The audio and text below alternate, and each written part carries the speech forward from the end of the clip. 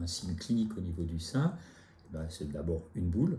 Alors, on ne va pas demander aux patients de se palper tous les jours les seins, mais c'est vrai qu'on peut se palper les seins, peut-être plutôt après les règles, parce qu'au moment des règles et juste avant les règles, on peut sentir des nodules, se palper les seins, peut-être sous la douche, on sent peut-être plus facilement certains nodules, voire l'apparition d'une rétraction du mamelon, d'une petite ride cutanée ou d'une rougeur, sont des signes qui peuvent alarmer. Alors, à partir du moment où on sent, on a l'assentiment d'avoir un signe clinique, c'est-à-dire on sent un nodule, une rétraction, bon, je crois qu'il faut aller consulter son médecin. Et aujourd'hui, on n'échappe pas à une mammographie et une échographie.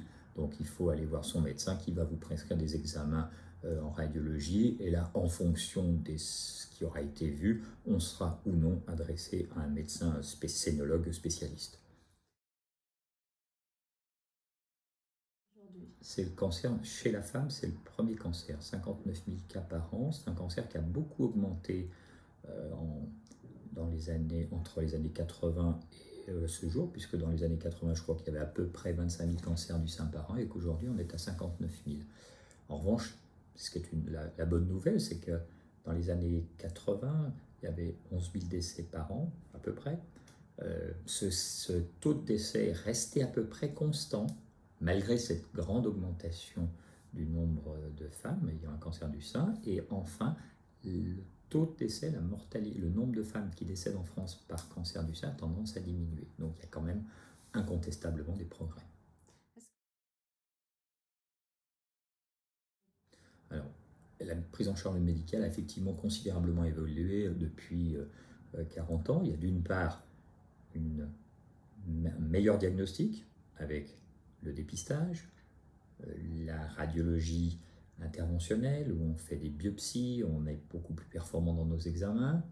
Ensuite, il y a l'amélioration effectivement de l'efficacité des traitements, en particulier les traitements médicaux comme l'hormonothérapie, la chimiothérapie, les thérapeutiques ciblées comme l'herceptine. Et puis sur le plan chirurgical, on a plutôt eu tendance, nous, à désescalader, c'est-à-dire que dans les années 70, on enlevait systématiquement le sein et l'ensemble de la chaîne ganglionnaire. Aujourd'hui, on propose des traitements conservateurs dans 60% des cas. On propose très régulièrement des reconstructions immédiates ou différées.